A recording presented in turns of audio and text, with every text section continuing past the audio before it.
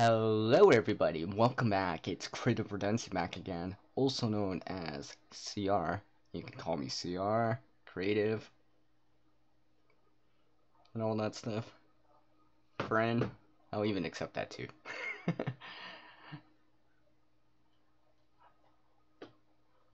So this live stream is going to be about cold and ice chit chat. It's going to be an audio only type of podcast. Now again, I'm no expert in survivalism or preparedness, just one trying to create a better future today. And like I said, this stream or replay is a focus on the cold and ice with stories and examples. And a special shout out to the preparedness channel, which just did a live stream about 3 or 4 hours ago, and they kind of covered about winter preparedness. I was over on that, kind of representing the Canadian side. Everyone thought I was let's just say different for saying that I was getting excited about when they were talking about shoveling snow. And that I could literally talk about this subject for the next like 2 or 3 hours, which I actually gonna try. Maybe not 2 or 3 hours, but I will talk about it for a little bit. Not really focus on the winter part of it, but focus more on the cold and ice part of it. And some of it you might have heard already. You may not. You may already know about it. But there might be something that you haven't considered yet.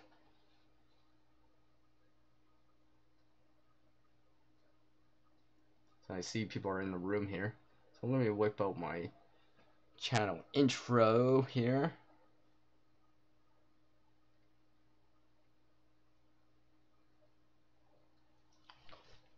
Boom! Senior's in the house with a nice wool hat and all that good stuff. Hello everyone. Peace. Peace. So I'm gonna bring up an image right here. Let's see, where is it? Oh, here it is. Alright. So I figure I might as well bring up a static image of winter. And snow. As it does snow here in Canada. The land of the maple leaf. The land of snow at times. Now I don't live that far north. It's not like I live in the Arctic, but it does snow here. And sometimes it can come sooner in the season, in the year than later. And sometimes, which I have videos on, can come later in the year or in the season, even in April, even in September. Which really at times limits the growing season here. So I appreciate everyone dropping in right now. What's up, Gray Man? How's it going? Thank you for taking the time to drop in. Let me just lock my preview here on my OBS so I actually don't move that. I move my camera a bit, or my mic here. So I do appreciate you coming by, Gray Man.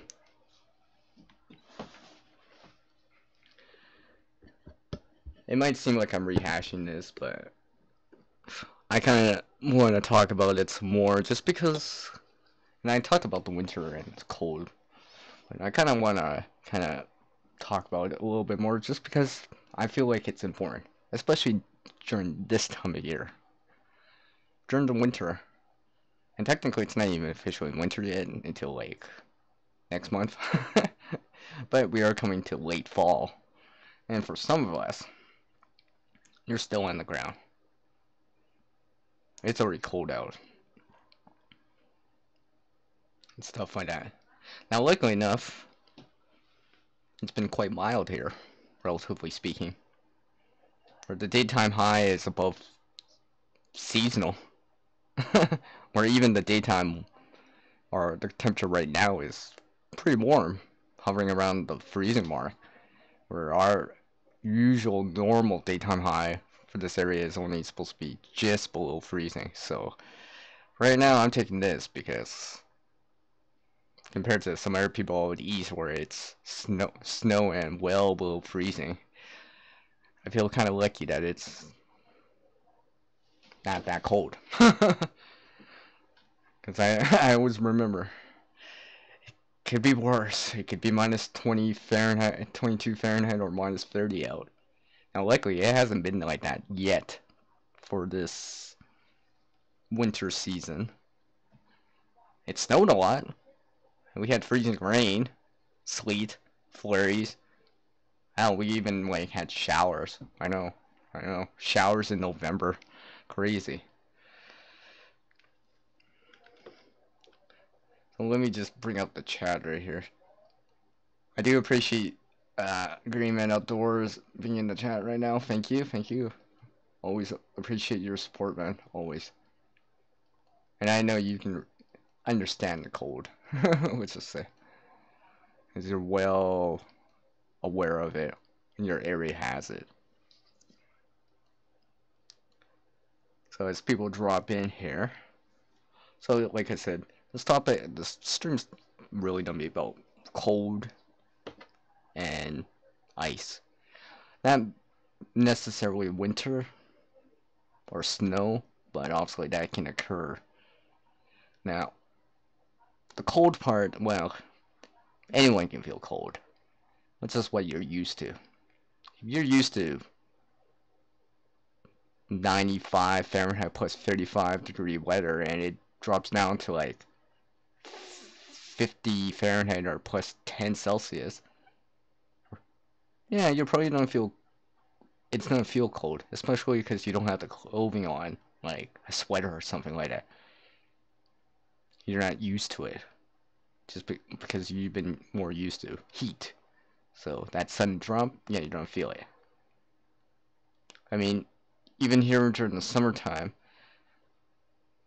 and in some places around here, away from like a major area or whatever, it can get down to, in the low 50s, close to plus 10, where, you start seeing your breath. And again, in comparison to winter, it's not as cold.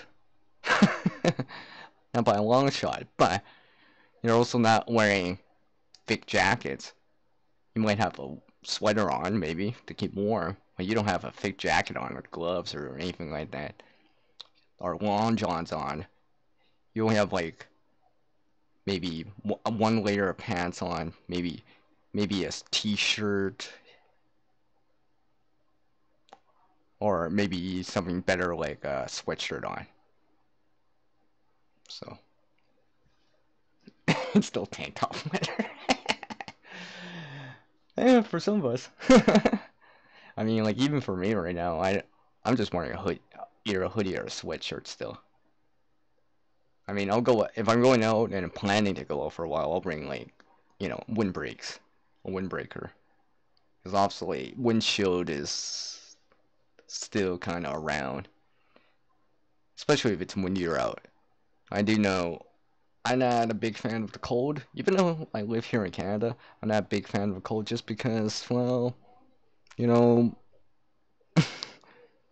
just because my size or whatever.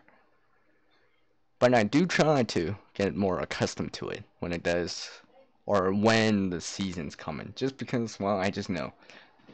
As Gray Man would say, it's all downhill from now until the spring. Pretty much. I'm pretty sure I'm not gonna see that plus 10 again or 50 Fahrenheit again until like the spring. Probably not till like March or April at the earliest. But then again, it has snowed here heavily in April before, which I have a video on. So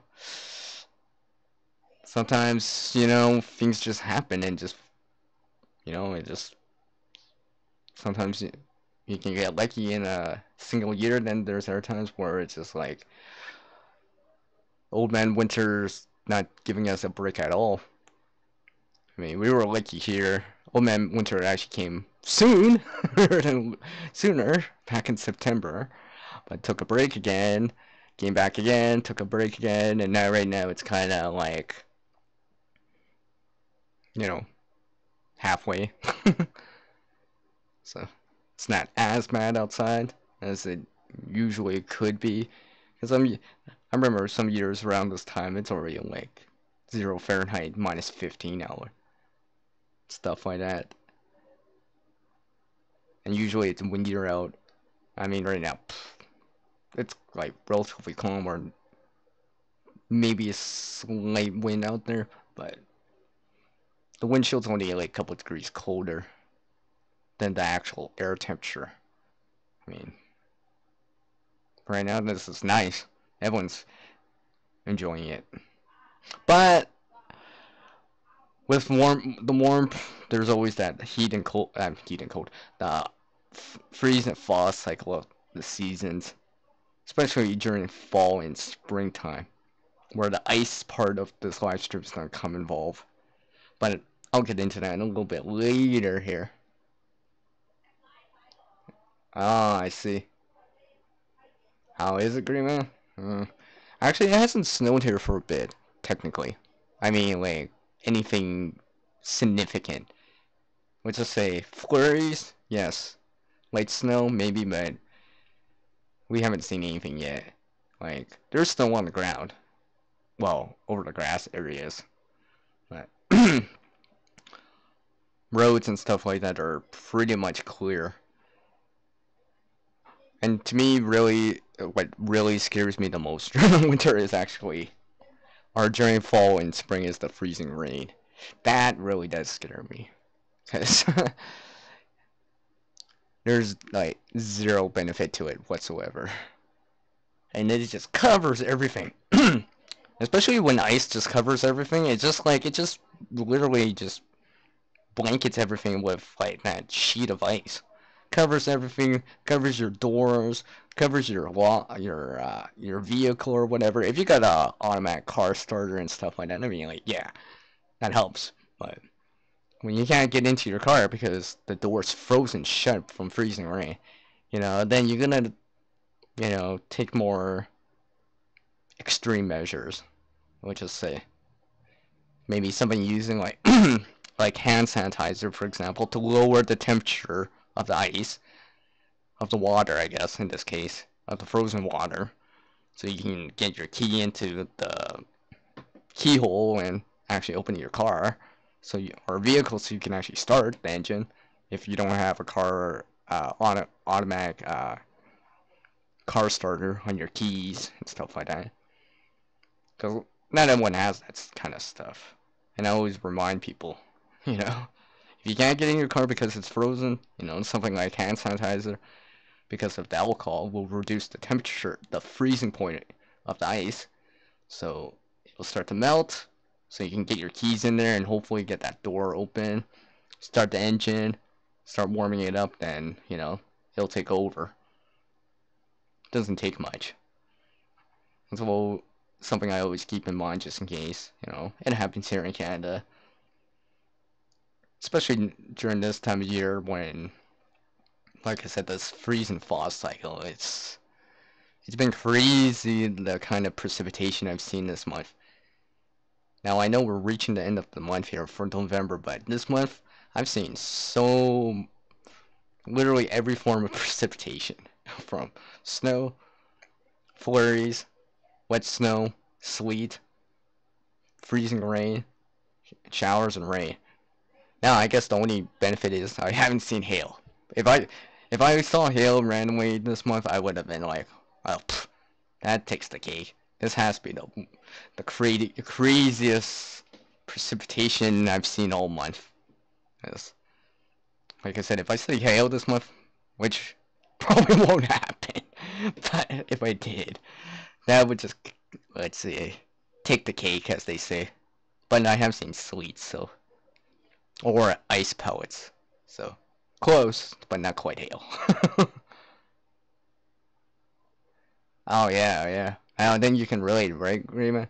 If your truck door was frozen shut. I think this is where I kind of learned about the hand sanitizer from kind of experiencing that, or are people experiencing that and just like, and their car starter, automatic car starter is not working for some reason. Maybe the battery's dead or whatever, right? And I'm like, well, use hand sanitizer. I mean, I've seen people parked. One of my buddies on Facebook who lives out east in eastern Canada is just like, oh, asking his kind of car was frozen into the ground because he left it out for quite a bit of time, and there was quite a bit of freeze and thaw cycle, then snow pounded the area, and I was just like, everyone's like saying this and that. I'm like, go to the dollar store and go buy some hand sanitizer. Just put it there. It'll soften it up and reduce it and kind of melt it a bit. You know, maybe if you want, add some salt in. Assuming you didn't have anything more like commercial type of road salt that's good for like well below freezing and below the freezing point of both salt and water. I know salt can reduce. Is only like sodium chloride. Normal table salt is only good to like 0 Fahrenheit or -50. After that, it tends to be less effective. Where more commercial road salts are more designed to be able to work in temperatures below 0 Fahrenheit or -15 Celsius. But those also have their cons too, a lot of the time. Because usually sodium will cause rust. And, you know, no one wants rust on their vehicles because, well, once rust starts, then it's kind of keeps growing until you seal it again and stuff like that. So, yeah. Uh,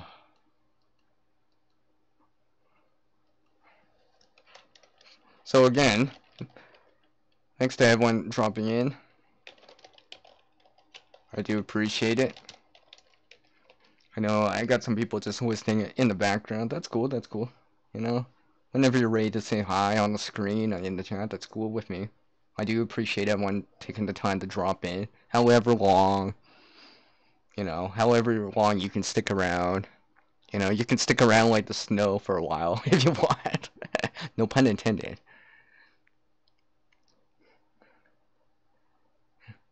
So, and like I said, there's a link down in the description right now to the PurpleX channel who just did a who over on the channel did a live stream earlier about talking about winter preparedness. I kind of just wanted to give my additional things on it, because I feel like I could talk about this for a long time. Actually, I can, because I actually did one earlier this month talking about, and I've done another one before. It's just because, to me, I gotta deal with this cold and ice / winter every 6 months. It's an eventuality. It's an eventuality. It's just like the snow or the cold. It's an eventuality. Now, sometimes we're lucky and it's not so bad. I remember one year where there was more right before the holiday season. There was more ground exposed less than snow on the ground. Obviously, that changed because it actually snowed on Christmas Day or Eve, but I was just like, so I've seen that before. So, yeah, cold, ice. I mean, in terms of all precipitation, freezing rain scares me the most. It always scares me the most. It's very, you know, I take the freezing rain quite serious. Usually it's not too bad, but then there's other times where it's just like you gotta wear ice cleats outside. It's the only way, because it's just everywhere is just black ice, the sidewalk, the road, and everything. And that's another thing I want to kind of address a little bit more is the speed limits that we see on the highways and such like that. They're meant for ideal conditions. When it's snowy, there's ice, even freezing rain or and stuff like that. Maybe reduce your speed a little. That way you actually have time to stop. Give the person in front of you a little bit more distance. So if they suddenly stop for whatever reason, you still have time to stop.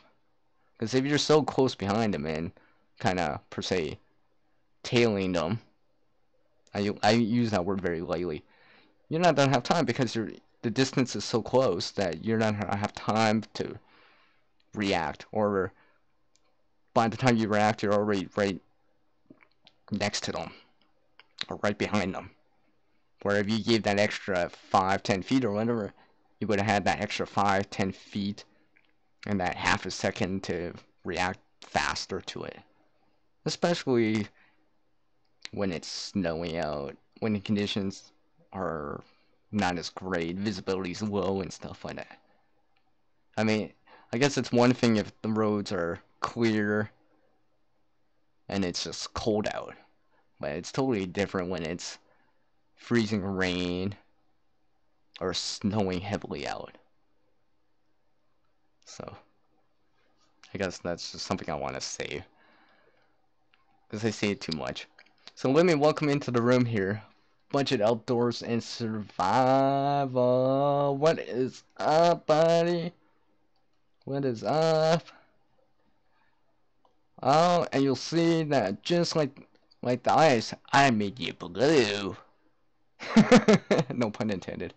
I figure I might as well bring out all these winter cold and ice puns.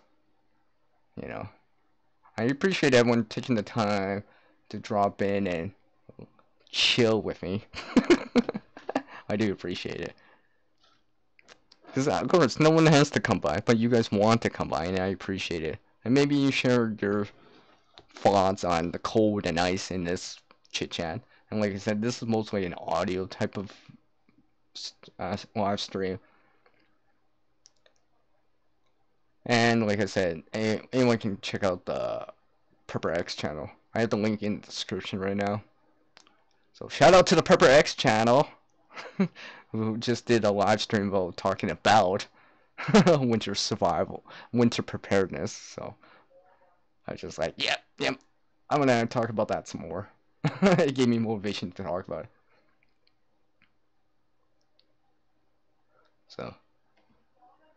So, yep, welcome, Budget.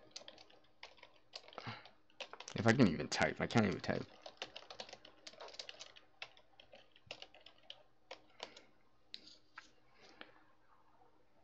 Like always, I always appreciate everyone coming by. So, now actually I showed this earlier, but I guess I'll show this again. Let me just see.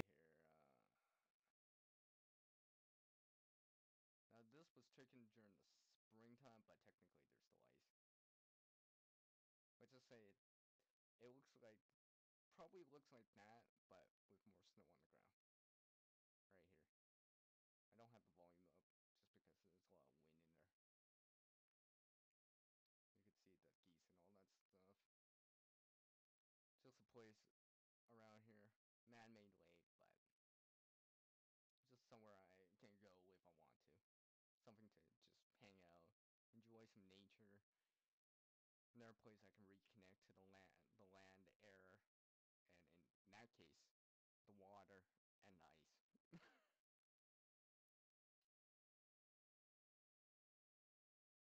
Because it probably looks like that, but a lot more white stuff on the ground.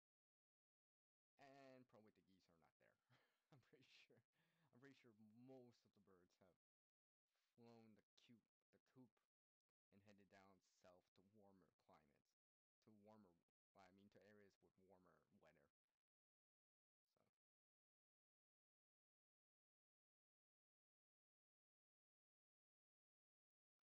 So I want to share a couple more stories here about the cold and ice.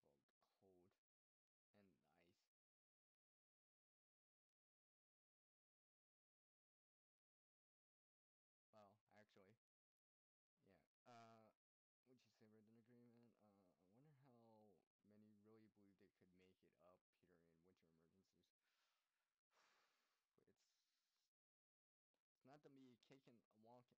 hard, that's for sure. To be a walk in the cold park. I mean, hopefully you be able to kind of shelter in place and bug in the winter. Because I don't think bugging out is something I want to do during the winter. It's just gonna be really hard. It does not matter. It's just gonna be simply hard. If if I'm lucky, it hasn't snowed much and stuff like that. So, oops, sorry.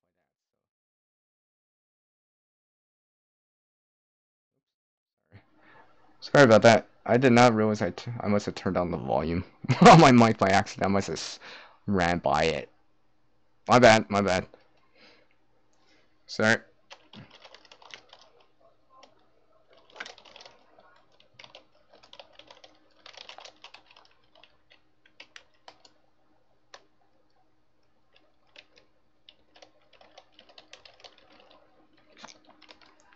Sorry about that. Hopefully it wasn't too long. Give me a 1 there if it wasn't too long. If it was less, a couple of minutes. Sorry about that. My bad. I must have hit the slider when I was showing that video in there. My bad. So, anyways, let me say that Greyman Outdoors was asking or saying, I wonder how many really believe they could make it up in here in winter emergencies. And I was saying, okay, thanks, Greyman. I was just saying again, because obviously I turned off the mic volume by accident, was, hopefully you can bug in or shelter in place during the winter emergencies. Hopefully it's not that, hopefully you wouldn't have to bug out, evacuate out during the winter, especially if it's colder out and with snow outside. I would hope not. I know, because it's not gonna be a walk in a park. It's gonna be a walk in a freezing cold, wet, snowy, lots of snow park, and that's not great. And the thing is,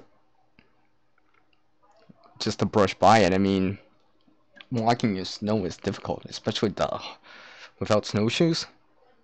It takes a long time. It takes a long time because you gotta break ground, break the terrain, lift your foot out of the snow, take that next step. Your pace is slower the deeper the snow is. And I mean, that's one thing I want to eventually either make or get or create or buy.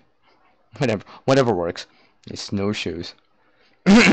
Just so, well, it would help. Now, I have tried once to make, I wouldn't say emergency snowshoes, but to spread your weight out more using pine boughs. I've done that before. I can see that. I understand the concept behind it. Spread your weight out more so you don't stick in the snow so much. Especially if the snow's deep. Because pulling your foot out of like knee-high snow or whatever, that's hard. And so you gotta keep doing that. And it can be very exhausting. Where if you're just sinking maybe like a couple of inches or whatever, yeah, you're gonna make you're gonna make ground faster just because your pace is better. The amount of steps you can take forward in a given minute is gonna be much more with less effort. And of course that's harder, especially if you got weight on your back like a backpack. So, oh, have you, Greyman? Cool. No pun intended. So,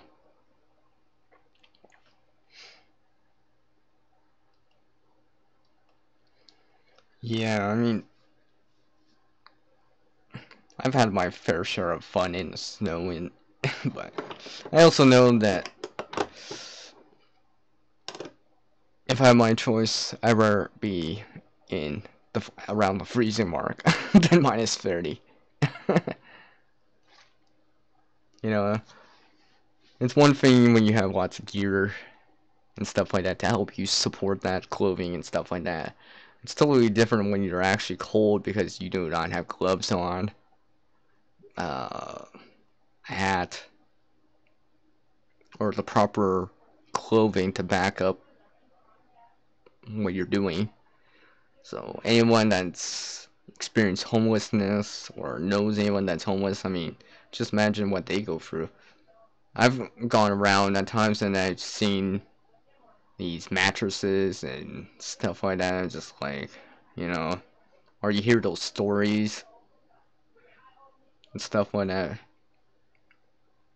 where people are sometimes found unconscious in the cold. Yeah, because depending how cold it is, I mean, if it's cold enough and you've been out there long enough, you know, you kind of sleep, you might not get back up just because, well, just because. Where sometimes in some of these real life survival stories, which I've been kind of watching and reading upon, where they're extremely cold, wet, and cold, they're really trying to stay awake because they know if they fall asleep, they might not get back up. Where they're doing whatever it takes to stay awake, just because they they know that they might fall into this kind of unconscious state, and they're already cold and reaching, you know, suffering the first signs of cold, from frostnip to frostbite, and, you know, really the hypothermia state. I mean, for me, I've had frostnip, obviously. Being Canadian, obviously, I've had frostbite. You know, it's not as simple as just taking a warm shower, because the longer you've been out in the cold, or been cold, the longer it takes to warm back up. I mean, I remember having some sort of frostbite on my, let's say, ring finger on my left hand before. I was wearing a thin glove. It wasn't even that cold out. I still felt that pins and needles effect for a very long time. I was just like, it was surprising because it wasn't that cold out. I wasn't out for that long, but I was just like, just how long it took me to kind of recover just from that. So just, I could just imagine if it was more over my body and I was out there longer. So let's just say I should have wore thicker gloves out there, but removing snow, I didn't think it was that bad until later on, because I felt that for a while. I mean, sometimes even wearing a bunch of gloves or clothing, sometimes it helps, obviously, but then there's other times where it's like, gotta remember you're still vulnerable to the cold, even though you got all these layers on.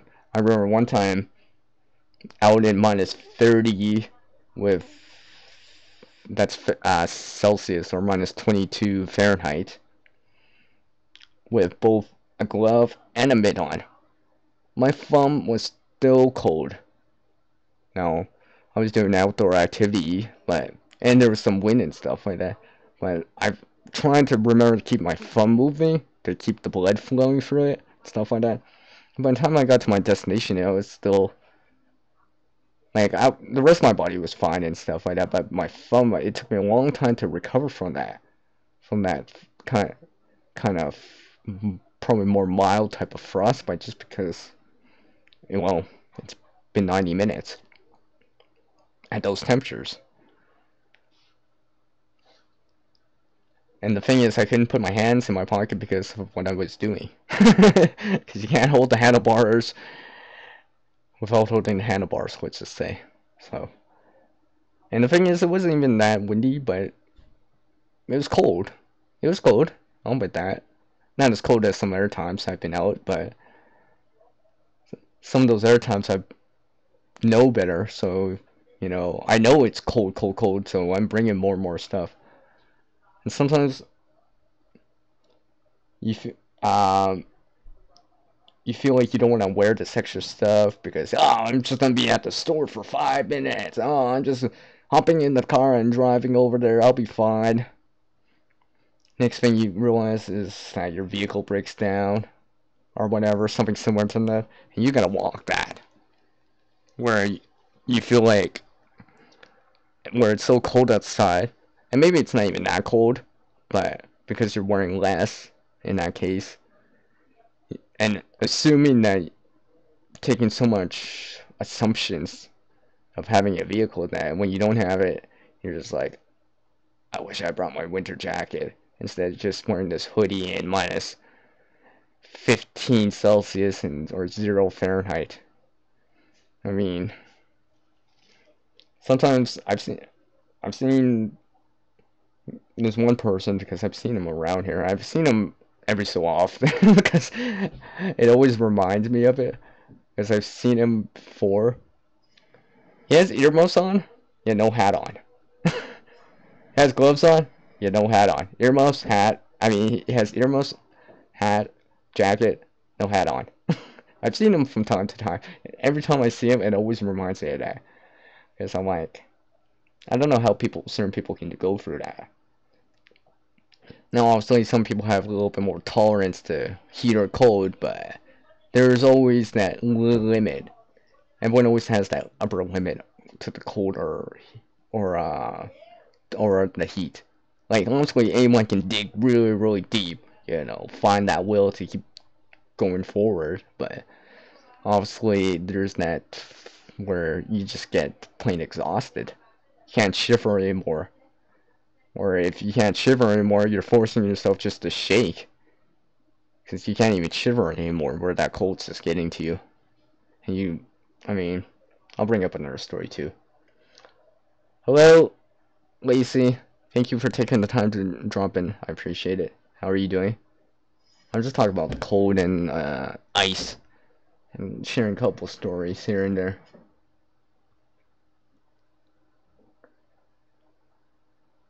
Oh yeah, exactly, great man. I mean, like, honestly, it's no walk in the park.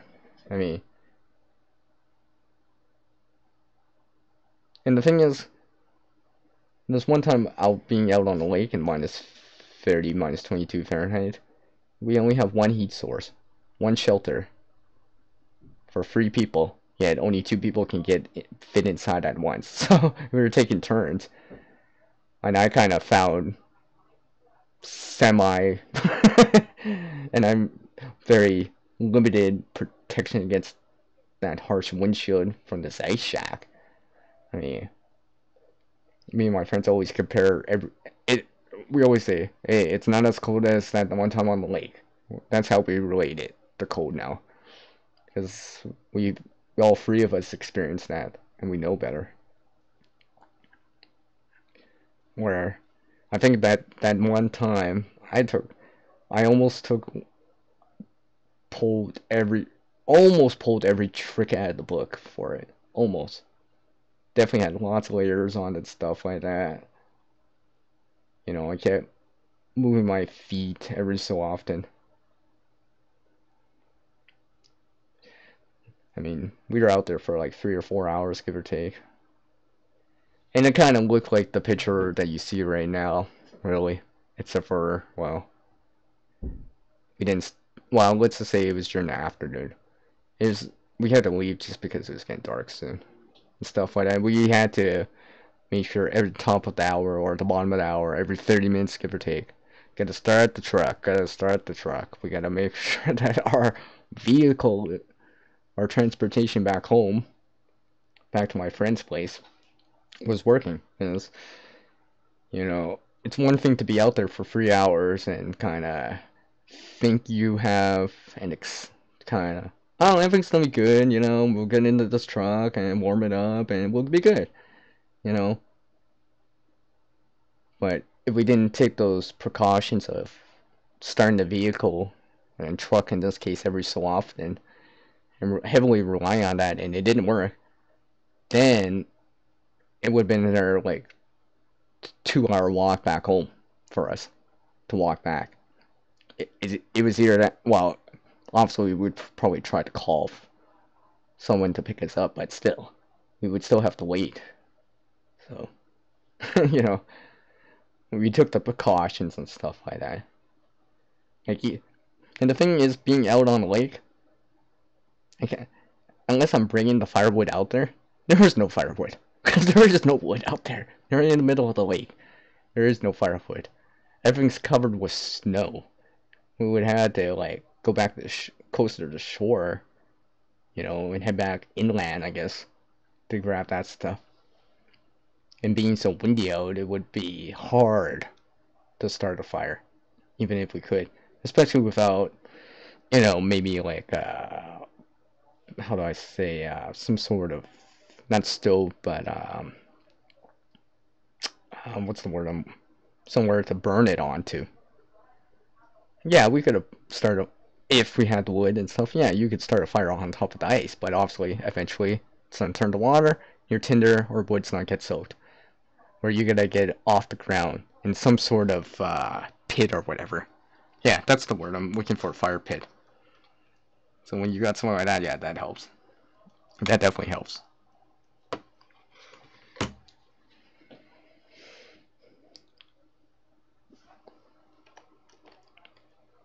So just checking real quick here.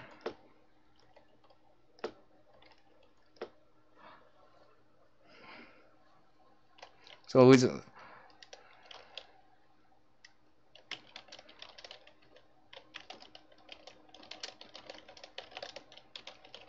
Let me ask you, is it cold out there for anyone right now?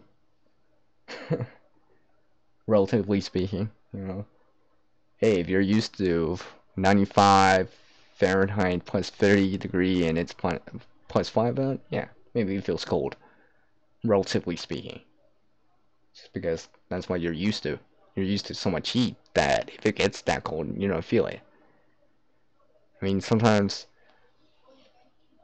once you remember certain places, it can kind of happen. The deserts and stuff like that. It might be hot, blistering hot during the day, but it can feel quite cold at night.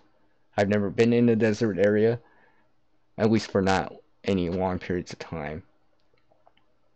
I do know people out there that are. I mean, it's because you're not wearing that much because, well, it's so hot during the day. It's not like you're not bringing a hoodie or a sweater. Now, obviously, if you plan it ahead in advance, yeah, you're not have blankets or that wool blanket to help you during the night. But sometimes things don't go according to plan, let's just say. So coming back to some of these stories that I'm going to share here, I was watching this video. It's actually let's say a series that I've been kind of watching. These are based on true events. People that literally dug really, really deep, metaphorically speaking, and survived that situation.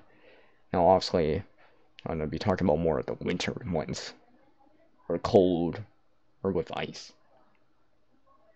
And kind of and maybe they happened a long time ago or whatever, but sometimes to remember, how certain things, just survival situations, just sometimes just don't come out of nowhere. It's from a series of events or decisions that you didn't see the consequences for, and because of something major like your snow machine or whatever for traveling over the snow breaks down.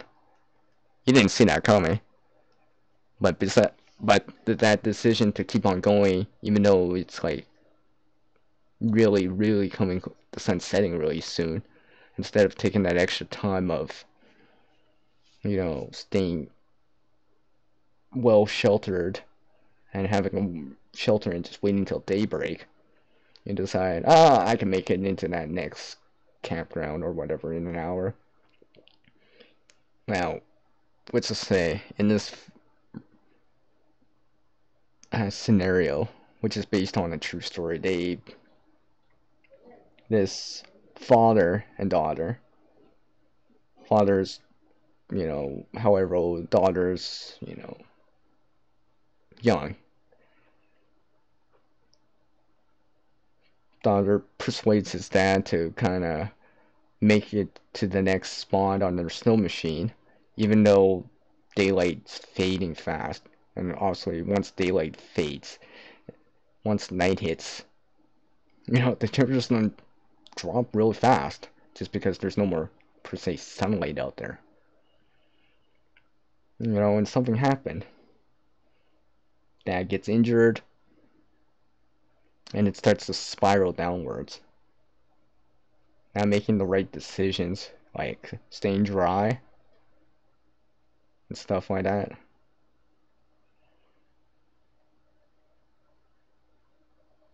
Because if your frostbite's out there when you're getting cold, if you can still feel it, that's not as bad as when you don't feel it anymore. Because once you stop feeling it, the nerves in your, let's say your foot or whatever, they're gone. So blood's not rushing there anymore. You can still walk on it. But sometimes they say don't. If you warm it back up, you probably won't be able to walk on it. If it's still cold, because the nerves are frozen, or the skin's frozen, you can still walk on it. Of course, staying dry always helps in the cold, because obviously water, moisture can suck the heat away from you much, much faster. For the same reason why water helps you stay cool during the summer by helping radiate that heat away from you. Water's gonna radiate the heat away from your body to the outside, to the cold. Because heat travels from hot to cold. That's how it goes. And something like water will kind of accelerate that faster. And stuff like that. And I was just kind of thinking about that. I mean, like, I was just thinking about that, like, how fast that spiraled downwards.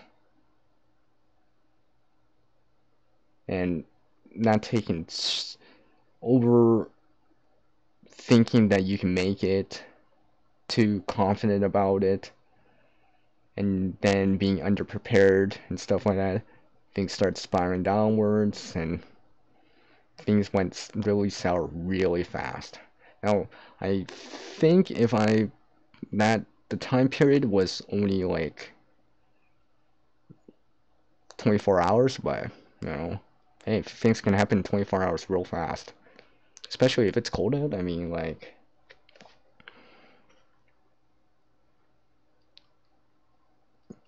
sometimes it just spiral downwards real fast. So, they made it, but not quite 100%, let's just say. With long recovery times and stuff like that. And it reminded me of certain things too, to just keep in mind. Now, they had these kind of, what they would say, lifelines of something or whatever, right? But these lifelines only work if you take the time to kind of do them right in the first place, to use them right in the first place. So, if you had like a cell phone or a smartphone or whatever, you try to send a message out, call or whatever, right? Then turn off the phone to conserve battery power, because the cold, for the most part, sucks your battery in your devices quite fast. Quite fast. Anyone that does any videos outside or whatever is quite aware of that. I know some of you are. It chews through your battery life just drops so quickly. even if you're not doing anything, just because, well, pretty much it slows down that reaction in the battery. So sometimes if you had to, you got your message out or whatever, turn off your phone. Conserve battery life as much as you can. So, I mean, they had these other lifelines out there, according to the reenactment that I was watching and stuff like that. Oh, they had access to it later. They had a map to use as Tinder. Now, obviously, in a situation like that, you might not be thinking straight and stuff like that. And when you're cold, you just want that fire now, stuff like that. But because they rushed the preparedness and then prepared their fire, they burnt out the tinder long before the fire could get established. So it only brought them temporary relief,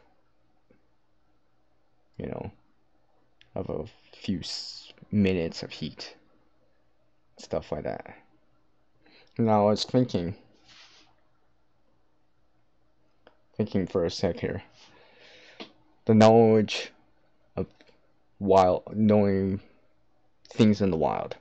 Now, obviously I wasn't there or whatever, but just thinking about it, just based on the reenactment and what I could see in that video, and this was actually here in Canada, I was just thinking,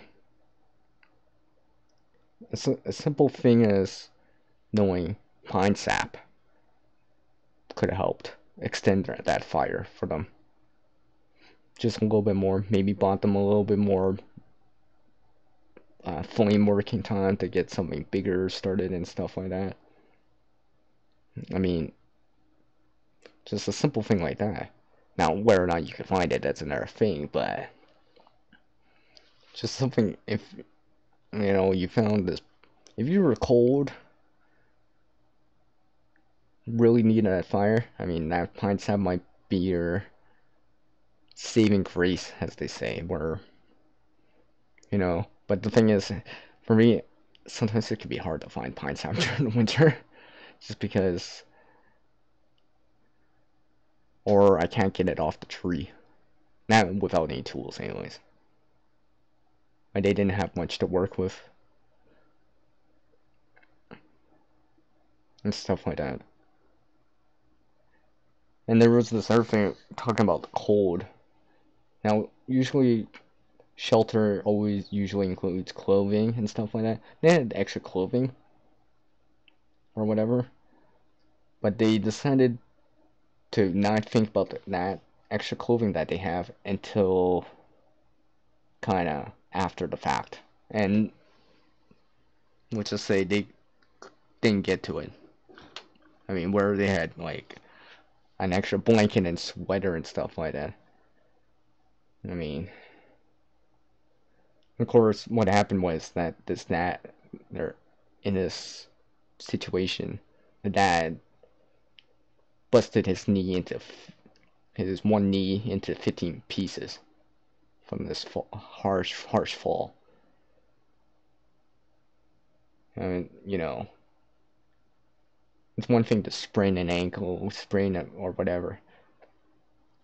It's also one thing to break a bone cleanly. It's totally different, and the pain involved having your knee in 15 pieces, because you feel the grinding, it hits nerves, your bone's touching nerves, it's touching nerve tissue, you feel that pain, extreme pain, where you gotta dig really, really deep. Now, obviously, during the winter, it's not as bad in comparison if you did that during the summer, because of this cold, but you also can't really move much to keep warm. So, yeah, exactly, great man. That's what I was thinking. I was just like, I was just watching it for educational purposes, right? And reconsidering everything as a whole. Because obviously then something like that could happen to someone. Maybe not necessarily to me, but it could happen to someone out there. And remembering that, if that fire is really important, like they had a lighter too. I was just like, in that case, you know, the thing is, the daughter didn't know much at that time, I guess. Or maybe learning, like, I'm not focusing on the gear so much, but like the knowledge of, I don't know, and obviously the luck factor, right? Of knowing something like birch bark. Now, I don't think there was actually birch in that area, but obviously it's a reenactment, right? I don't know, right? But I saw a lot of pine trees, so I'm like, well, there could have been pine sap. It's not foulwood, but pine sap does work, right? Especially if you already have something burning with a open flame, like that map that they had. Where, personally, and it's just my opinion, what I would have did in that situation, I would have, yeah, started that map, right? Because also you don't have any air tinder. You're injured, you guys are cold and stuff like that, and drip that pine sap over it and stuff like that, and maybe make a base for your fire and stuff like that. Because pretty much what happened was that lifeline literally disappeared really, really fast for them. Where maybe, just maybe, if they had some pine sap and could have overcame that hurdle or that the tendency for the fire to not burn, in this case, if they overcame that, it might have helped them in the long run of things. Especially considering a situation like that. You know, like the father's legs wet, knees shattered. Your daughter has no experience and stuff like that. You have a lighter, has a lifeline, I guess, for fire. Where if you actually got that fire started, that would have gave you warmth. People might be able to see you and stuff like that. But I mean, they actually still made it without the fire, but let's just say it would have been a little bit easier if they actually had that fire. And that's why, you're not always gonna have fire in the winter, unfortunately. But when you do, it sure helps. That's for sure. You're gonna get that warmth value and stuff like that.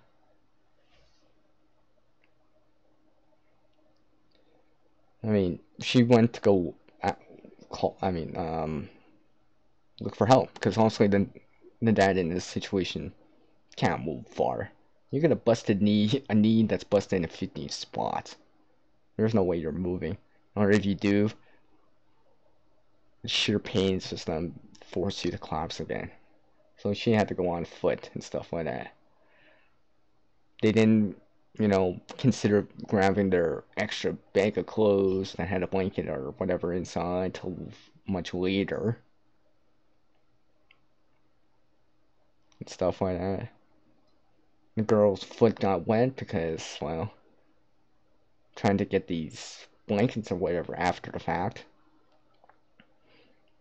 Foot went into the ice, sank up to her knee. Her boots wet too. And remember what I said, water is gonna draw heat away from your body really, really fast. And it's very serious, especially in the winter time. Or when it's closer to the freezing point, I guess. Especially, I guess, if it's below freezing. Stuff like that. Like, literally, that next morning, her boots, in this scenario, were apparently frozen. Yeah, frozen. So imagine that. So, I'm not saying a fire one way or another would have helped them or not, but It might have. It might have prevented some of the other things later on. Or just taking, even though you want that fire right now, that heat right now, to take that time to set it up so it's good the first time. Especially if you only have that one chance of doing it. I mean, I was just like, I know you're cold and stuff like that, and then, I might, in cold and stuff like that, you might obviously not be thinking straight, but sometimes you gotta forcefully, you know, I know it's cold, I know we're freezing, but kind of say, but the fire's not help, but only if we can get it to go and get it going, you know, where that knowledge comes, because they didn't have the gear, right? They didn't, because, they planned this trip. Oh, yeah, my snow machine or skidoo or whatever, it's great, it's new.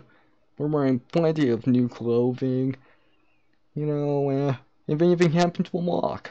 Well, they assumed that they could walk. And look what happens.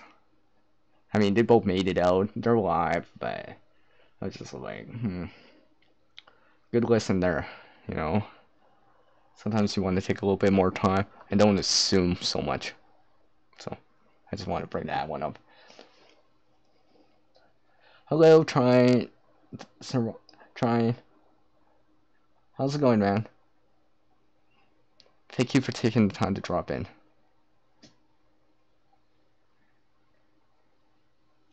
Yeah, exactly. I was just thinking of that so much. I was just like, even if you could find some pine pitch or birch bark, that would have gave you a little bit more to work with. Yeah. See, Green that's the funny thing. I think it's because it was in the dad's pocket. That's why it was warm enough to keep going, right? But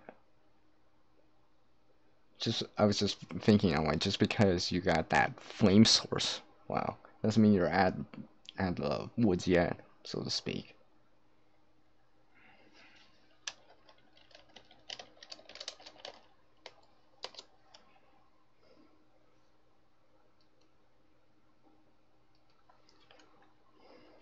Right?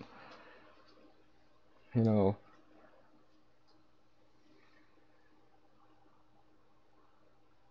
that's awesome, man.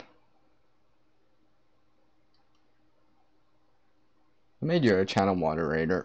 Try, even though I can moderate usually my own channel, but I like to I like to see people in blue. Let's just say. Well, actually, to be honest, Agreement, in that real story, his daughter was young, and stuff like that. Maybe he knew a few things, but she didn't, and he had to depend on her for quite